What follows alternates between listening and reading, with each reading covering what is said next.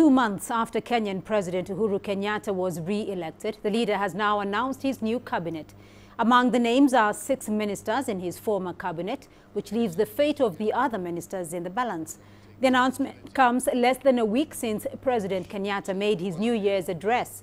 In his speech last weekend, President Kenyatta said he would choose a cabinet that would help him in delivering his 4 key agendas: food security, affordable housing, manufacturing and affordable health care for all. Kenyatta says he will name the rest of his cabinet in due course.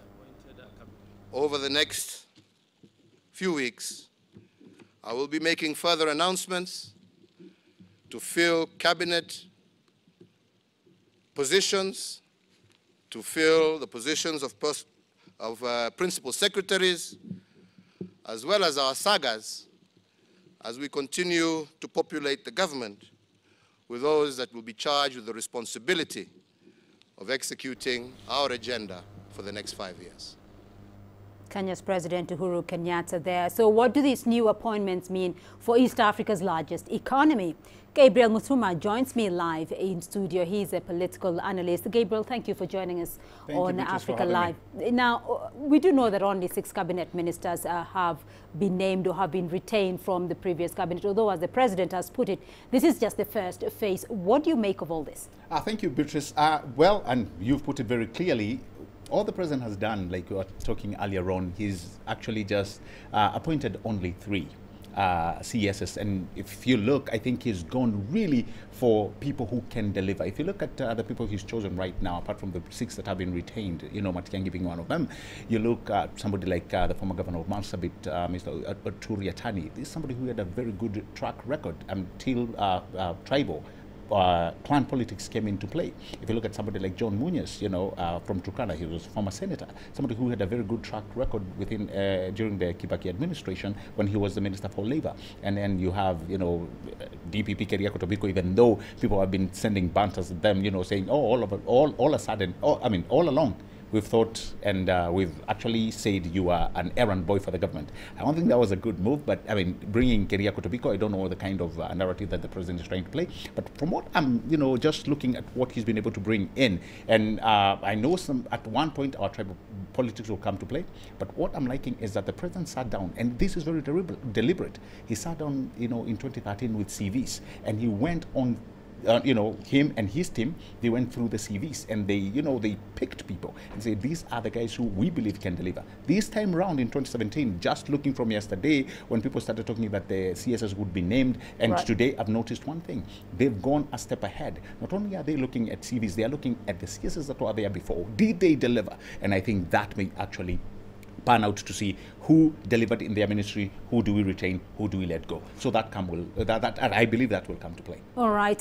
Well, the president, though, recently outlined his goals, his 4 key priority areas for his administration over the next 5 years. When you look at the makeup of his cabinet or the people who have been announced there by the president, do you see that this is a team that can achieve what the president is seeking to achieve? It will only do so in one thing, if he goes for 2 things, for competency and people who can deliver. I mean, let's look at education as a case study with Matiang'i. This is somebody who has really brought in a lot of sobriety in our education sector. I mean, you're looking at overhauling the entire syllabus of 844 and bringing something that he feels, and majority of Kenyans have actually supported him with the kind of education syllabus that he's bringing in. So can it work according to your question? I think it can. If he brings in people who are competent enough, people who understand the goals that he's talking about, namely healthcare. When you look at affordable healthcare, when you look at you know, food security, these are some of the things that we are actually going through that are making Kenya look like, you know, a basket case. When you're talking about manufacturing, this is something that we need. When you're talking about cost, bringing the power down, I mean, there are some of the few things that you need to bring people who not only will bring in good ideas, but those that will deliver. So yes, Beatrice, it can work if he appoints people with those 2 fields. If you look back, though, and the president was inaugurated sometime in November, many would say that it has taken quite a while before the president names his cabinet, though. And he has said his list is not yet complete. When do we expect the full list of his cabinet to be unveiled? Well, first of all, we all agree that it's been a deliberate move. But again, Beatrice, I mean, you know, in Kenya, like I told you earlier on, our tribal politics will come to play. How many slots do we have for CSS? You're looking at 22. You know, when you look at the tribal inclination in our country, you're looking at 40-something, you know, tribes that make our national fabric. So what does that tell you? Every tribe will be wanting, where is our man? Where is our woman? So I think the president here has to choose very wisely.